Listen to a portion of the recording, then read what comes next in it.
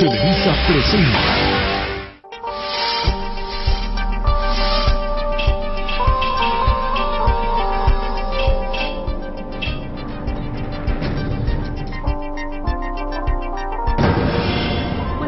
El 3 de julio próximo habrá elecciones en el Estado de México. Estos comicios son considerados como la antesala de los comicios presidenciales del 2012. Esta noche en el estudio nos van a acompañar los tres candidatos y me da muchísimo gusto, están aquí ya con nosotros. Es un placer de verdad que estén aquí, muchísimo gusto, los saludo a cada uno. Erubiel Ávila, candidato por el PRI, PANAL y Partido Verde. Gracias por la Luis invitación. Felipe Bravo Mena, por el PAN. Alejandro Encinas, por el PRD, PT y Convergencia. De verdad, los tres, gracias por haber aceptado estar aquí con nosotros. Es importante simplemente decirlo, es un formato, esto es un encuentro, no le vamos a llamar un debate, y sin embargo, por supuesto, estamos en la mayor flexibilidad para que ustedes interrumpan, me interrumpan, pidan la palabra, hagamos lo que queramos. Esta es una contienda y como todas las contiendas hay reglas y hay árbitros. ¿Ustedes de entrada las aceptan? Te lo pregunto de entrada, Alejandro. Bueno, buenas noches, qué bueno que estamos en esta mesa redonda. Aquí empieza el debate.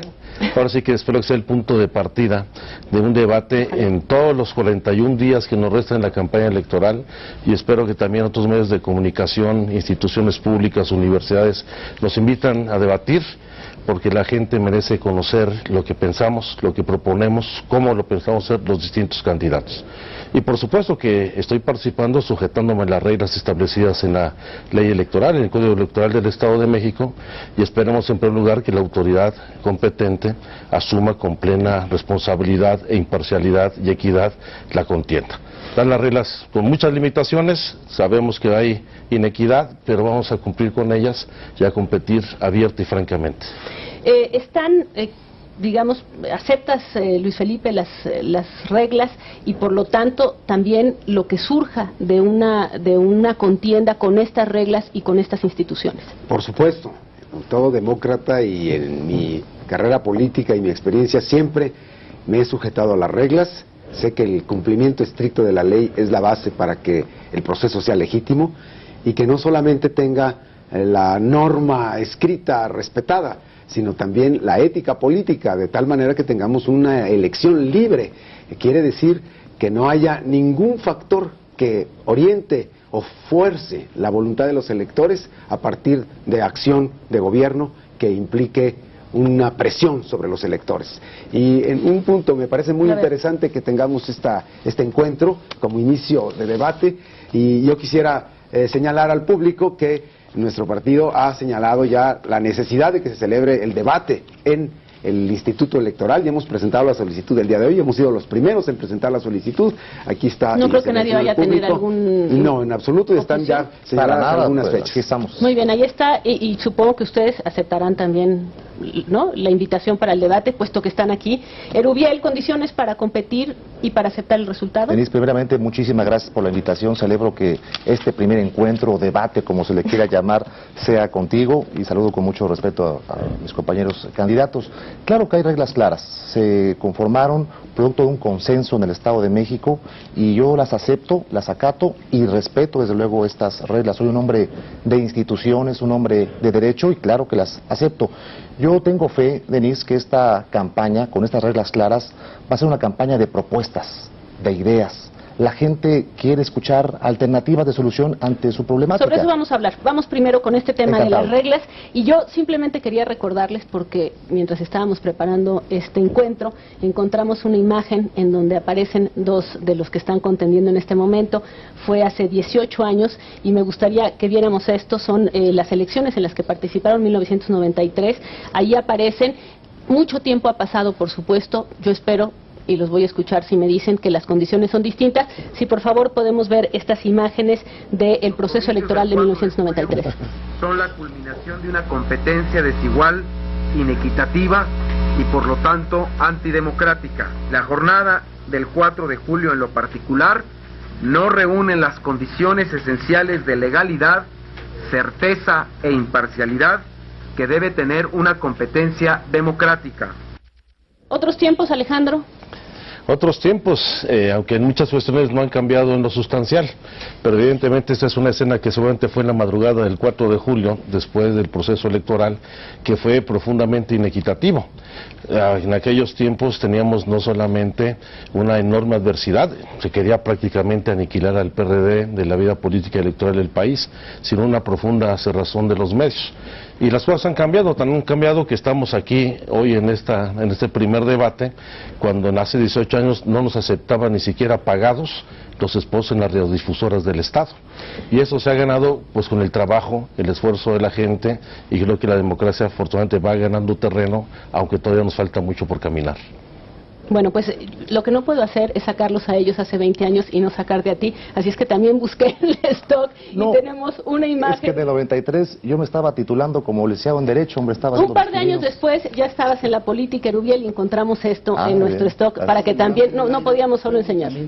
Residuos mínimos de carbonato de sodio, e insisto, clínicamente, químicamente, no tienen consecuencias de qué preocupar a la población, únicamente quedan en molestias ligeras y leves.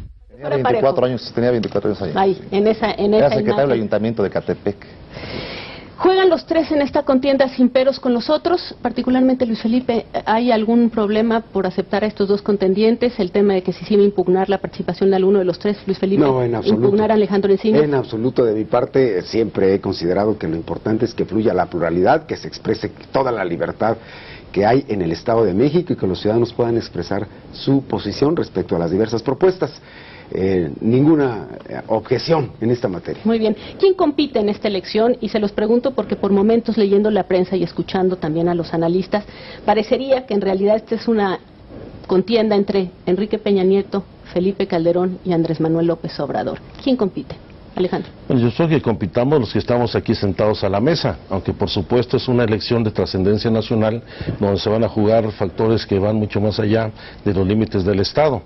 Pero la primera contienda es entre nosotros, e independientemente de lo que suceda y posteriormente impacte en el proceso de la elección presidencial, pues las definiciones y responsabilidades, en mi caso particular en esta elección, recaen única y exclusivamente en mi persona.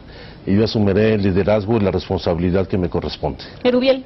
Yo tengo la sombra también de Enrique Peña Nieto. Tengo nombre y apellido propio. Yo estoy compitiendo en forma legítima y además con mucho entusiasmo en este estado en el que nací, en el que crecí, en el que he servido en 4 ocasiones con cargos de elección popular, un estado entrañable al que amo muchísimo. Así es que la contienda es con Erubiel Ávila y desde luego con los señores candidatos. Compite Luis Felipe Bravo Mena con su historia, con su carrera, con su propuesta, formando un movimiento ciudadano para transformar las cosas en el Estado de México. ¿Les molesta que se les esté relacionando continuamente con el escenario nacional, con el 2012, con Peña Nieto? Se están jugando en realidad las posiciones de la izquierda. Es que además no es cierto, Denise, porque la experiencia histórica demuestra que no es así. En el Estado de México hay elecciones, hay un resultado respecto a la elección de gobernador y a la siguiente federal han cambiado las cosas. Hace 6 años ganaba el PRI y la gobernatura el PRI y ganaba la presidencia el PAN. Hace 12 años ganaba el PRI la gobernatura y ganaba el PAN la presidencia de la República. No hay nada en juego entonces a nivel nacional. Yo creo que es un poco una extrapolación, un poco del ambiente político. Muy bien. Bueno, vamos a ver qué es lo que están proponiendo de entrada. Ya salieron los primeros spots. Vamos a ver cada uno de los primeros mensajes que están mandando. Empezamos, por favor, con el de Erubiel Ávila. Me corto el pelo en esta misma peluquería, con don Pedro. Aquí en esta silla me he sentado con puesto o sin puesto, ¿Por qué me gusta recordar de dónde vengo? Porque saber de dónde vienes te enseña a dónde puedes llegar. Pensar que puedes lograr todo lo que te propongas. Pensar en grande, no conformarte. Solo así se puede llegar más lejos. Y lo que hice por mí, ahora lo quiero hacer por todos. Piensa en grande, Erubiel Gobernador.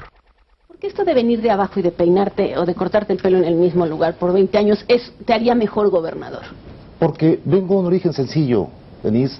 El ser un agente del pueblo me permite identificarme y pensar como el pueblo piensa finalmente, porque conozco sus necesidades. Nací en el Estado de México, mis padres, una gente producto del trabajo, yo era vidriero de oficio, me fui preparando, pensé en grande, estudié el doctorado, la maestría en Derecho, y lo que quería era que la gente supiera quién es Erubiel Ávila, de dónde viene, pero sobre todo que sepan que me gusta pensar en grande, Lo hice en mi persona y voy a pensar en grande también como candidato y mañana como gobernador. Ese es el mensaje, pensar en grande. Sí, efectivamente, ante un gran estado, el más poblado del país, un gran estado en todos los sentidos, hay que pensar en grande. Los desafíos, los retos son grandes, Denise. A ver, vamos a ver el de Alejandro Encinas. Los que solo hablan de ellos, los de la farándula, los de las revistas de moda, los de siempre. Ellos no se parecen a nosotros, los trabajadores. Ellos, los de los lujos y las escoltas, no van a acabar con la inseguridad que vivimos día a día. Reacciona. Encinas puede más, mucho más. Alejandro, ¿qué? ¿Los ricos son los adversarios? ¿Fumar puro? ¿Tener dinero? ¿Qué está mal? No, yo creo que lo que está mal es el profundo divorcio entre la política, los políticos y la sociedad. Y creo que el principal reclamo que tiene la gente hoy es este distanciamiento que hay entre el ejercicio de la autoridad y la solución de los problemas. Y creo que es momento de hablar con toda crudeza, con la verdad, y diciendo, reconociendo efectivamente este distanciamiento que se tiene en la política. Y lo que estamos pretendiendo posicionar es justamente un discurso que haga una situación diferente. Es necesario cambiar las cosas, pero fundamentalmente acabar con el divorcio que existe entre el gobierno y las necesidades de la gente. ¿Es un divorcio por dinero? Porque ahí aparece como un divorcio Sin por lugar a dinero. dudas, yo creo que lamentablemente mucho del deterioro de la vida política se ha asociado a la visión patrimonialista del gobierno y a los negocios al amparo del poder público. Que qué bueno que haya gente que tenga su empresa, que haga su inversión, que desarrolle su patrimonio, que bueno, eso ayuda a generar empleos y prosperidad, pero cuando eso se hace de espaldas a la gente y abusando de la autoridad, creo que es lo que hay que corregir. Y es lo que vamos a poner énfasis en este proceso. Muy bien, vamos ahora con el spot de Luis Felipe Bravo Mena. No puedo con la tarea y mi abue no puede ayudarme. No terminó la primaria. Mi mamá llega muy tarde, hace como 2 horas de su trabajo para acá. Además dice que no puedo salir a jugar, que es muy peligroso. Esta es la realidad de millones de mexiquenses como tú. Yo te propongo soluciones a tus problemas diarios. Y es justo. Ya es justo. Luis Felipe Bravo Mena, gobernador. Luis Felipe, ya es justo, me recuerda, es hora de cambiar, pero lo del tema del cambio fue hace 11 años y yo te pregunto, ¿tú crees que la gente todavía piensa que la alternancia por sí misma es suficiente para cambiar las cosas? Los ciudadanos del Estado de México lo que quieren es solución a sus problemas diarios. Más allá del concepto del cambio o no el cambio, pero ya es justo, lo que se requiere, ya el justo es porque no se soporta más los problemas que no se han atendido. Hay historias muy bonitas contadas a lo largo de una publicidad multimillonaria que se ha desplegado respecto a lo que está pasando en el Estado de México, pero la gente en el Estado de México está sufriendo verdaderamente con dolor la inseguridad, como en el pueblo de San Pedro Jalostoc, donde nació Erubiel, donde la gente está tan desesperada por la inseguridad, en donde la gente ha puesto un letrero en la iglesia del pueblo diciendo que si no le hacen justicia, se le va a hacer por propia mano. Esas son las realidades del Estado de México, del pueblo donde nació Erubiel. En materia de seguridad pública, Denise, hay que reconocer que los 3 niveles de gobierno están en deuda con la población, los 3. Creo que la gente está cansada de que se echen la pelotita, que el nivel municipal, que el estatal, que el federal, ya basta. Se necesitan acciones concretas. Y efectivamente el problema de la inseguridad pública es un reto de todo el país y el Estado de México no es la excepción. Pero, Luis Felipe, tú fuiste un servidor público muy respetable del gobierno federal. Me extraña que te preocupe hoy la inseguridad y desde el gobierno federal, muy cercano al gobierno federal, pues no hayas tomado cartas en el asunto para ayudar a tu Estado. A ver, Erubiel, tú sabes perfectamente que hay niveles de acción de gobierno y el gobierno federal está haciendo el trabajo que le toca. Falta la coordinación y el cumplimiento de las metas exactas que tienen que hacer los gobiernos de los estados. Y ahí es donde ha fallado el gobierno del Estado de México, en todos los sistemas de control de confianza para las policías, en todo lo que tiene que hacer el gobierno del Estado que no ha hecho. Estamos con los niveles de inseguridad más altos de toda la historia en el Estado de México. Las extorsiones en Nezahualcóyotl, el mayor número de crímenes en Ecatepec, donde has gobernado 2 veces y que no se resolvió el problema de la inseguridad, el mayor número de feminicidios en el Estado de México. Hay una situación verdaderamente de angustia en las familias del Estado de México por la inseguridad. Te lo dicen en las calles. Ver, sí, Felipe. Perdón. No, adelante, por favor. Sí, nada más comentario, Felipe. Pero insisto, muy cercano tú al secretario de Seguridad Pública Federal y a otras instancias como funcionario. ¿Por qué no nos ayudaste al Estado de México en su momento? Quiero precisar una cosa. A ver. Yo no creo cuando el argumento de autoridades federales dicen es que los delitos, la mayoría son del fuero común. La gente no quiere saber de fueros, ni de fuero común, ni de fuero federal. La gente quiere seguridad. Pónganse a trabajar los tres niveles de gobierno. Alejandro, sobre este tema, permíteme, Alejandro, sobre este tema, hay que dársela conforme la responsabilidad que se tiene. Ya que sacaron con el tema de la inseguridad, vamos con este asunto, que es, y lo quiero poner aquí, el Estado de México, por las cifras que tenemos, uno de los estados que menos ha hecho el control de confianza de los funcionarios del gobierno. Se dio a conocer esta semana el dato, no hay controles de confianza, los funcionarios no los han sometido. Y también hay que decirlo, dos tipos de gobernadores, unos muy poquitos, que son los que toman el tema de la seguridad como un asunto suyo, la mayoría simplemente voltea y dice, le toca a ellos. ¿De cuál vas a ser tú si eres el nuevo gobernador el 16 de septiembre? Bueno, yo no voy a decir qué es lo que voy a hacer, yo voy a decir lo que ya hice. Yo he tenido la oportunidad de participar en distintas instancias de gobierno donde enfrentamos con toda firmeza al problema de la delincuencia e incluso la delincuencia organizada. Por ejemplo, cuando llegamos al gobierno con el ingeniero Cárdenas en el Distrito Federal, se robaron alrededor de 189 vehículos todos los días. Cuando yo dejé la jefatura de gobierno, bajamos la cifra a 69. Yo dejé el índice de homicidios en el Distrito Federal en 1.9 diarios, el más bajo del país. De los más bajos del país estábamos en lugar 17 a nivel nacional. Y hemos convertido esta ciudad, después de 14 años, en el caso del Distrito Federal, en una de las ciudades más seguras del país, después de todo el mito que se hizo de la ciudad más insegura. Yo voy a hacer esto en el Estado de México de nueva cuenta y mejor. ¿Cómo? No solamente con el rediseño de las instituciones encargadas de combatir al crimen, sino delimitando con toda claridad cuáles son los eslabones de la cadena delictiva que han favorecido el cultivo y el desarrollo de la delincuencia organizada.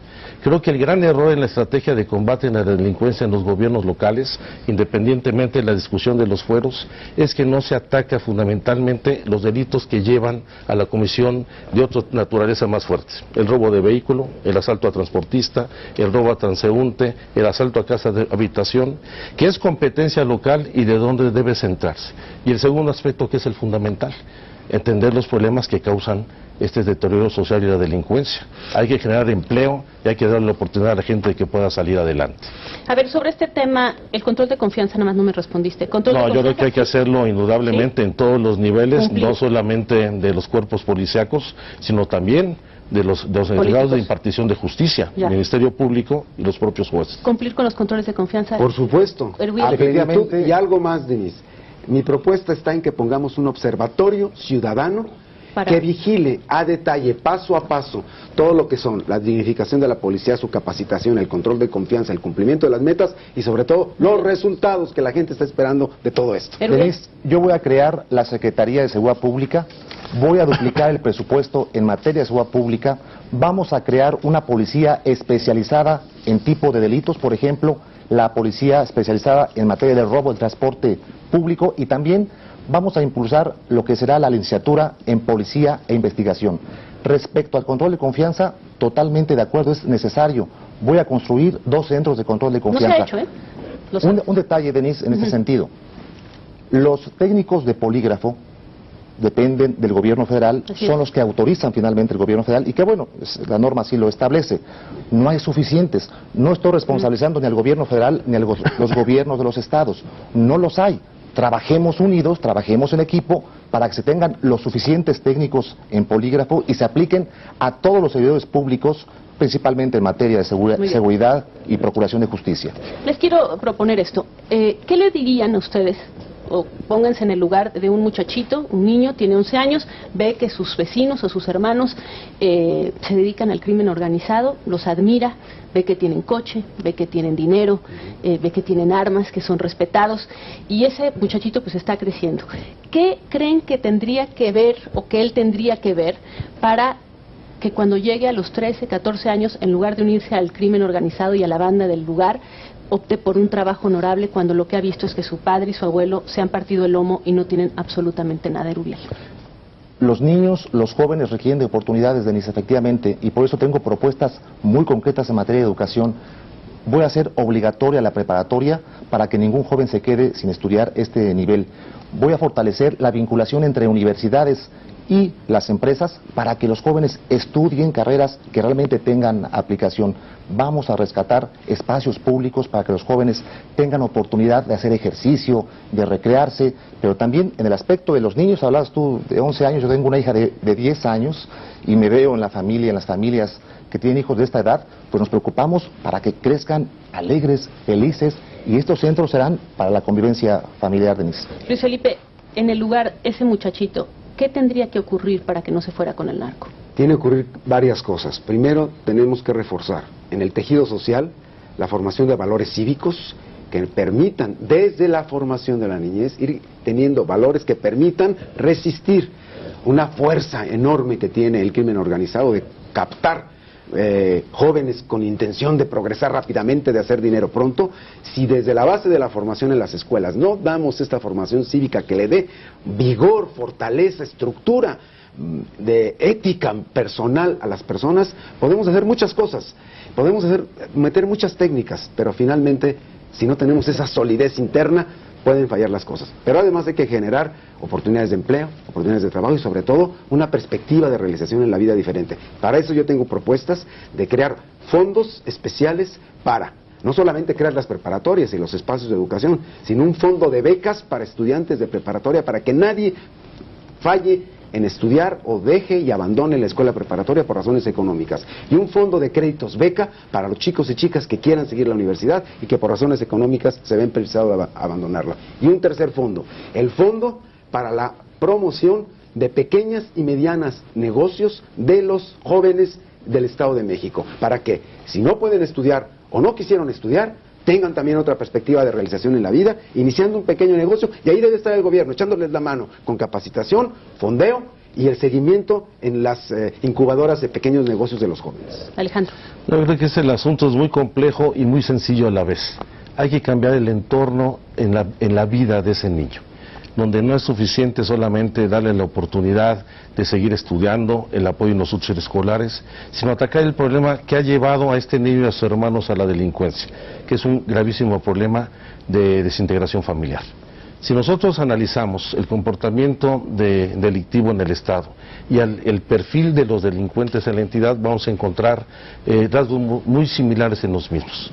La mayoría viene de zonas marginadas, particularmente en las zonas urbanas, de hogares desintegrados, donde se perdió la identidad ya con los factores que antes cuestionaban a la familia y a la comunidad. Ya no hay identidad con la iglesia, con la escuela, con el deporte, incluso con la familia. Y la identidad básicamente se da entre la banda y la calle. Y no como un factor negativo necesariamente la banda, porque la banda en muchas ocasiones da el cobijo y la solidaridad que debería dar la familia. Y lo que necesitamos es resolver ese problema que ha llevado a la desintegración familiar. ¿Cómo? Adicciones, deserción escolar, desempleo, embarazos muy tempranos de jóvenes adolescentes, que son los temas a atacar. Yo creo que tiene que haber una política integral específica para poder restituir la actividad que nuclee a la familia y puede insertarse en la comunidad a partir de esta reconstrucción del tejido social que permite una cohesión. Sí espacio público, sí este tipo de medidas, pero hay que ver el problema de manera integral, porque hoy el problema que tenemos está fundamentalmente en la disolución de la vida comunitaria y en la desintegración de la vida familiar. Muy bien, rápidamente, adelante. Sí, yo siempre he comentado, Denise, que ante los problemas de inseguridad pública, ni las patrullas, ni los policías, ni las armas van a ser suficientes. Necesitamos un arma fundamental, que es la educación, la cultura, el deporte, y por eso celebro este encuentro para poderte platicar ahorita qué voy a hacer en este sentido. Y agrego un punto, Denis, si me permites. En todo esto se necesita una gran participación de la comunidad. Tenemos que abandonar el modelo del gobierno autoritario verticalista que se ha practicado en el Estado de México durante Entonces, ¿es un asunto más de la comunidad o del gobierno? No, es gobierno y comunidad, juntos todos. Ese es el tema. Esto es lo que tenemos que ir, y esta es la propuesta fundamental cuando hablo de gobierno ciudadano. Hablo de bajar al gobierno, trabajar con la comunidad, con las organizaciones, con las familias y construir entre todos la reconstrucción del tejido social. Una cosa rapidísima. En Sinaloa, el gobernador Maloa acaba de decir prohibidos los narcocorridos. ¿A favor o en contra de prohibir los narcocorridos? Totalmente de acuerdo. Respetar la decisión, claro. Alejandro. Yo no estoy de acuerdo en limitar ninguna de las libertades de los mexicanos. Por supuesto que hay que combatir la apología del delito en todas sus expresiones, pero no es a través de restricciones a los derechos y garantías de los mexicanos como se va a resolver. La mejor apología que existe al delito es la incompetencia y la ausencia de autoridad, el abandono del Estado que ha permitido que el crimen organizado constituya una base social de apoyo. Ese es el problema real, y eso no se va a resolver prohibiendo los narcocorridos, sino realmente desmantelando lo que permite hoy que el narcotráfico y el crimen organizado ocupen el lugar que debería estar cumpliendo plenamente la autoridad. Yo estoy de acuerdo en que haya toda la libertad para que se exprese lo artístico y que pueda haber estas expresiones. Pero, sin embargo, hay momentos especiales. Yo creo que el país está en un momento especial. Y ahorita podría haber en este tema un acuerdo prudente en el que, si esto está implicando un mayor fortalecimiento por apología del delito, el crecimiento de esta fenomenología, hay que hacer un esfuerzo. ¿O no? No, hacer un esfuerzo de autocontención, no de prohibiciones legales tajantes. Sí, y reitero mi postura, pero debemos tomar, o se deben tomar como gobierno, acciones complementarias. No era la única pregunta, o sea, era sobre el narcocorrido. Les quiero plantear esta situación que ocurrió esta semana en la Ciudad de México. Un señor va en una calle, hay mucho tráfico, llega un hombre, lo asalta con una pistola, el que va manejando evidentemente le empieza a entregar todo, de un coche de atrás, un coche vecino, un señor, suponemos, dispara, mata a uno de los asaltantes, deja ir a otro más. ¿Se lo merecía, Alejandro? Pues probablemente se lo merecía, indudablemente, pero nosotros no podemos permitir la justicia por propia mano, porque en primer lugar nosotros no somos igual que los delincuentes y tenemos que actuar de manera distinta y debemos exigir a la autoridad que cumpla con su responsabilidad fundamental, que es garantizar la seguridad de las personas y de sus bienes. Luis Felipe, ¿se puede decir ante un caso como este, se lo van a pensar mejor la siguiente vez? Yo creo que la violencia no resuelve la violencia, la inseguridad debe fundamentalmente ser atendida por la autoridad, y lo que tenemos que hacer es reconstituir totalmente el respeto a la ley, el respeto a la autoridad en base a la reestructuración de los cuerpos policíacos y de este trabajo comunitario, para que estas tentaciones de hacerse justicia por propia mano no prosperen. Yo soy hombre de derecho, Denise, de leyes, y el Código Penal establece la legítima defensa. Si haciendo un estudio, un análisis detallado por parte de la autoridad procedía a la legítima defensa, que la ley lo apoye, la ley lo proteja. Totalmente en contra de que se tome justicia por propia mano. Pero si la ley le da este apoyo, lo respalda, hay legítima defensa. Más bien hay que tomar acciones para evitar que esto suceda. A ver, vamos a otro tema. El Estado de México es una de las entidades, de las dos entidades más corruptas, con más actos de corrupción del país. Estos son datos de Transparencia Mexicana. Hay una suerte de tolerancia cultural, aparentemente, porque es muy distinta, digamos, está muy por encima de la media nacional el tema de la corrupción. Hay casos conocidos en los tres partidos, por supuesto en el PRI cito el caso de Montiel, su enriquecimiento inexplicable, tráfico de influencias, así se menciona. En el caso del PAN no se olvidan los presidentes municipales que al inicio de los gobiernos de Vicente Fox se pagaban hasta 400,000 pesos, y en el caso del PRD está el asunto de Ciudad Nezahualcóyotl, hay también evidencias en este caso. Es decir, ninguno de los partidos queda. Yo les preguntaría a cada uno de ustedes, Alejandro, ya eres gobernador, es 16 de septiembre, y te toca acabar con las redes de corrupción que se sabe existen entre políticos, funcionarios y empresarios. ¿Qué harías? ¿Cómo lo vas a hacer? ¿Y por qué crees que tú lo vas a lograr cuando muchos lo han intentado y no lo han logrado? Yo creo que se puede lograr, y no lo hemos intentado, lo hemos logrado. Por ejemplo, vuelvo a mi experiencia en la gestión de gobierno del Distrito Federal, cuando identificamos una de las mafias más fuertes que operaban en la Secretaría de Finanzas, donde teníamos una fuga de alrededor de 5,000 millones de pesos de impuestos que pagaban los contribuyentes en la caja de la tesorería y que no se acreditaban a pesar de que se daba el recibo y el pago del derecho al ciudadano. Y ahí se hizo una intervención muy profunda, severa, de todo ese tipo de personas que están en una banda de crimen organizado si lo desmantelamos. Aquí el asunto fundamental es no solamente actuar con mucha firmeza en estas fugas que tenemos de recursos derivados de la corrupción, sino también acabar con la impunidad. Y aquí también hay que establecer mecanismos de control y de confianza, en donde tiene que haber participación de los ciudadanos. Yo creo que la mejor forma para acabar con la corrupción es, en primer lugar, erradicar la impunidad. Hay que actuar con ética, con principios, poner el ejemplo, pero también sancionar penalmente de manera muy severa la corrupción de los funcionarios públicos. Erubiel, son dos los estados donde más corrupción hay que decirlo, Estado de México y Distrito Federal. Erubiel. Yo voy a ser cero tolerancia en materia de corrupción en el Estado de México. ¿Y qué vamos a hacer? Voy a crear una figura novedosa que sería la Contraloría Ciudadana, para que sea la gente la que esté vigilando a sus funcionarios de todos los órdenes de gobierno, el municipal, el estatal, el federal. Vale la pena referir que yo he sido un hombre que he apoyado siempre la transparencia, la rendición de cuentas. Siendo presidente de la Junta de Coordinación Política, impulsé una reforma junto con el resto de los diputados para que tuviese autonomía plena el Instituto de Transparencia del Estado de México. Así es que vamos a promover también una reforma para duplicar las penas a funcionarios corruptos. Muy bien, Luis Felipe. No solamente hay que trabajar en materia de la normatividad para generar una mayor transparencia y rendición de cuentas, no solamente hay que trabajar con mecanismos de vigilancia ciudadana, hay que dar el ejemplo. Y las escaleras se barren de arriba hacia abajo. Y el gobernador es el primero que tiene que dar el ejemplo. Y el gobernador tiene que acabar, el nuevo gobernador del Estado de México, el gobernador Bravo Mena, tiene que acabar con la cultura que sembraron los viejos gobiernos priistas, en el que un político pobre era un pobre político. Y ahí vino toda la perversión de la política en el Estado de México, que se ha convertido en un mal endémico, como bien lo reconoce el Instituto de Transparencia, y que es uno de los factores por los que la competitividad en el Estado de México está en sus más bajos niveles en toda la historia. Los empresarios, los inversionistas, lo que dicen en el Estado de México, no se puede, hay muchísima corrupción y reduce la competitividad del Estado. Por razones económicas y por razones éticas, tenemos que acabar con esa cultura de que el político pobre es un pobre político. Hay que barrer las escaleras de arriba para abajo, y el primero tiene que ser el gobernador en dar el ejemplo y no abusar de los presupuestos como se ha hecho hasta ahora en estos últimos gobiernos. Luis Felipe, una vez más, me llama la atención tu postura, porque siendo un alto funcionario federal muy cercano al presidente de la República, ¿por qué no tomaste acciones para combatir la corrupción en las diferentes áreas del gobierno federal? Ahí está recientemente el caso, este escándalo muy penoso para México del Instituto de Migración, en donde hay funcionarios que están siendo investigados y no hiciste nada. Yo estoy de acuerdo y comparto la idea, y ya lo adelanté, que vamos contra la corrupción totalmente.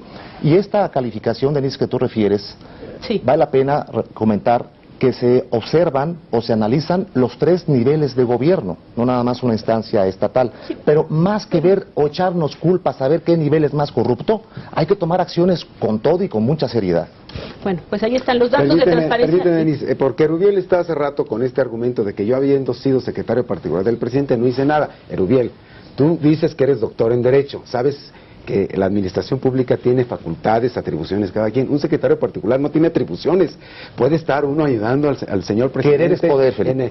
No, claro, tú sabes perfectamente bien que un secretario particular no tiene atribuciones. Tenías el teléfono rojo, hombre, en la administración, y la usaba, pero para las atribuciones que legalmente me daba el reglamento de la secretaría particular. Es mentirosa y tramposa tu posición.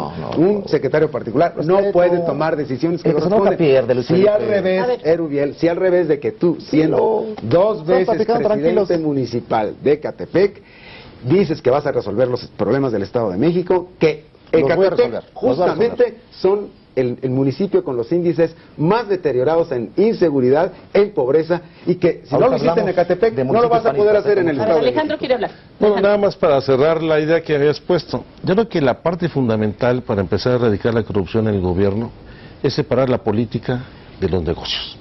Efectivamente, la máxima del profesor Juan González de político pobre político diseñó toda una forma de gobierno donde los políticos se asociaron, se convirtieron en empresarios desde el poder. Y yo creo que el principio fundamental es que ningún servidor público se convierta en empresario y que los empresarios tampoco quieran hacer política. Cada quien cumpla su responsabilidad y eliminemos la visión patrimonialista donde se utilizan los recursos públicos como recursos propios. A ver, hace unas semanas apareció y se hizo público un audio tomado en donde se escuchaba a quien es director de Seguridad Pública y Tránsito de la Agencia de Seguridad Estatal del Estado de México, hablando con sus subordinados sobre las extorsiones. Quiero que lo escuchemos y les voy a preguntar a cada uno de ustedes qué oyeron exactamente y qué habrían hecho de ser gobernadores ya. Vamos a escucharlo. Y a mí no nos pasa que agarran $1 o $2. Es su problema y que les está. Que ya que los agarren, ese güey y tú te vas a morir. Sí, sin estarla. Sí, te acusan y pues claro. Ahora traen un reglamento, le cambian las hojas el reglamento personal llegó a su madre. Son 15,000 pesos. Entonces, eso es un exceso. Eso es lo que nos da la madre. Yo estoy con un machete esperando a ver qué güey cae. Esas cosas de los excesos, eso me han pasado. Yo de verdad soy enemigo de pegar y de chingar, ¿no? Porque yo soy policía y sé cómo vivo. ¿Qué oíste y qué harías? Totalmente reprobable. Como gobernador voy a combatir seriamente ese tipo de actos. Eres gobernador. Iniciar un procedimiento serio, por eso voy a promover ante el Congreso local, se dupliquen las penas en materia de funcionarios que sean corruptos. Por eso, Denise, cuando sea gobernador, voy a exigirle a los funcionarios de mi gobierno que presenten públicamente su manifestación de bienes anualizada, de alta y de baja. De hecho, yo presenté la mía ahora recientemente como candidato. Alejandro, ¿qué oíste y qué harías? No, ¿qué haría? ¿Qué voy a hacer? Porque conociendo esto como ciudadano, vamos a presentar una denuncia pidiendo la remoción y el encarcelamiento de esta persona, porque lo que está haciendo es establecer un marco de tolerancia para las multas, para las mordidas. Y le dicen, nada más no se pasen mucho, hay que háganlo de a poquito, que no se da 15,000 pesos. Yo creo que evidentemente esto implica ya una responsabilidad, no conocía esta grabación, y promoveremos nosotros una denuncia penal para la remoción y encarcelamiento de este funcionario. Iniciar una investigación, deslindar claramente las responsabilidades y, de ser comprobadas las responsabilidades, despedir de inmediato al personal responsable y a todos los cómplices en esta materia. Pero además, Denise, yo quiero agregar algo. Esto que estamos viendo está pasando en todos los municipios. Es una cosa tremenda. Los ciudadanos están verdaderamente lastimados de esto que está ocurriendo en todos los municipios. Tengo algunas preguntas que les voy a hacer y que tiene que ver con la gente. La gente nos pidió que les hiciéramos preguntas, lo pidieron por Twitter. Les voy a hacer la primera. Una persona decía, para seguir en la política, para avanzar en la política, se necesita ser muy popular, pero para realmente trascender como gobernante, se necesita ser muy eficaz. Generalmente las dos cosas no se pueden al mismo tiempo. ¿Popularidad o eficacia? Yo creo que se pueden las dos cosas. Porque en la medida que hay un gobierno eficaz y eficiente que da resultados, se incrementa la popularidad. Lo que pasa, el problema es querer generar una imagen desde la gestión del gobierno que no se acompañe de la acción pública y del apoyo social. Combinación. Eficacia. ¿Y si tuvieras que escoger? Porque es un dilema. No, sí se puede. Mira, ¿Sí se puede? En Ecatepec yo gané 4 elecciones casi consecutivas. No es fácil, Denise, pararte ante un electorado, por cierto, el municipio más poblado de todo el país, y pedir la confianza en una ocasión, regresar a otra elección, y así 4 elecciones. ¿Qué me funcionó? Efectivamente, la eficacia, ser popular, cumplir con hechos, hablar a la gente derecho, franco, y nunca olvidarse de los orígenes, y nunca olvidarse de la gente. Luis Felipe. Servir a la población, servir a los ciudadanos, y servirlos bien quiere decir servirlos con eficacia, y servirlos también con eficiencia. Las dos cosas. La gente les pregunta y eso también... debe necesariamente producir un reconocimiento de la población si ve que se le resolvieron los problemas. De otra manera, pues se trata de construir una popularidad a base de propaganda y a base de una condición de clientelismo político en el que se regala dinero simplemente para tener masas aplaudidoras, pero de ninguna manera soluciona los problemas de la gente. Alejandro. Ahora, también para la atención a quien hace la pregunta, popularidad no significa necesariamente liderazgo, porque se puede ser muy popular y no tener liderazgo ni representar una causa. Y mucha gente se vuelve popular a través de una campaña mediática en donde realmente está creando solamente un asunto de percepción que no tiene soporte alguno. ¿Qué opinión tienen como personas los unos de los otros? Y esa es una pregunta que además no lo hizo una persona sino varias, Alejandro. Pues yo creo que los 3 candidatos que estamos aquí sentados representamos fielmente los partidos y los proyectos políticos en los que participamos. Creo que una de las virtudes del perfil de cada quien es que aquí no hay engaño. Yo creo que vengo de un proceso de formación pleno desde la izquierda mexicana, desde muy joven, prácticamente desde niño. Y creo que es el mismo caso, en el caso de Erubiel, que viene de la tradición priista más arraigada, y el caso de Luis Felipe, que viene justamente de este sector del PAN, de los históricos, de los más tradicionales. Yo creo que aquí no hay engaño. Erubiel, como personas. Alejandro Encinas, Luis Felipe Bravo Mena merecen mis respetos, son mexiquenses a quienes simplemente les expreso mi respeto y les tiendo una vez más mi mano y les digo que voy a iniciar esta campaña con respeto, con propuestas hacia ustedes. Lo mismo, respeto a la persona, respeto al competidor. Yo no hablo de adversarios nunca. Si tú revisas en mi historial político, mis discursos, mis pronunciamientos, yo nunca hablo de adversarios ni de enemigos. Hablo de competidores, porque representamos propuestas, representamos opciones que el ciudadano tiene a la mano y por lo tanto respeto como personas a competir con lealtad, con civilidad, pero contrastando para que el ciudadano pueda tomar la decisión con toda claridad, no tolerando ni mentiras, ni demagogia, ni populismo, como el que parece estarse encaminando esta campaña, en el que se ha dado una diarrea de promesas y de compromisos, una cosa verdaderamente ofensiva para la población.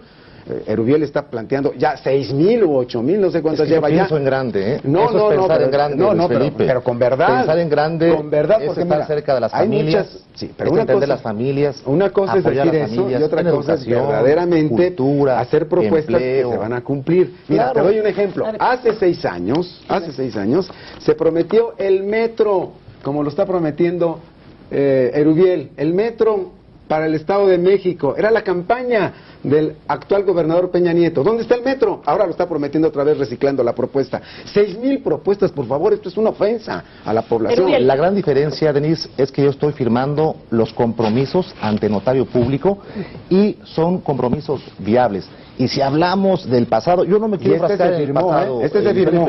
No digas mentiras, Felipe. No, tampoco. Aquí está. Tampoco digas mentiras. Nada más una precisión. No miento. Una precisión. Hace 5 años, el hoy presidente de la República, a quien respeto, pero sí lamento que ofreció ser el presidente del empleo, y hoy vivimos, gracias al PAN, un desempleo, incremento de las tortillas, incremento de la gasolina, incremento de la luz. La gente en la campaña me lo está diciendo, pero finalmente son promesas. Ya sé que no te gusta que hable del gobierno federal. No, porque estamos discutiendo el Estado de México. Desde luego, estamos compitiendo por el Estado de México. Habrá el espacio para el debate en el gobierno federal. Y el año que viene vamos a tener mucho tiempo de debatir sobre el problema federal. Pero vamos lo que sí a hablar del Estado de México es que el señor presidente, como candidato, ofreció más empleo. Y hoy tenemos un problema de desempleo nacional muy difícil. O sea, no se y las familias de México por falta de competitividad. Una reflexión. Eso es lo que no merece la gente, hombre. Felipe, yo te ofrezco que contrastemos ideas, las propuestas. Yo a las 0 horas del día que inició la campaña propuse acciones viables y que estoy firmando ante notario. A ver, Alejandro. Bueno, yo no tengo que firmar ante notario ninguno de mis compromisos. Yo soy un hombre de palabra que sé honrarla y la voy a cumplir. Y vamos a hacer muchas cosas. Por ejemplo, el caso de las líneas del metro que hemos planteado ya hace tiempo, ampliar la de los Reyes La Paz hasta lo que es Chimalhuacán, Chicoaloapan y Texcoco, etcétera. Pues lo vamos a seguir haciendo. Ya lo hice. Sin ser gobernador del Estado de México, construimos líneas hacia el Estado de México. ¿O no se acuerdan que la línea B que llega hasta Ecatepec, Ciudad Azteca, se construyó con un gobierno de la izquierda? Y vamos a seguir haciéndolo.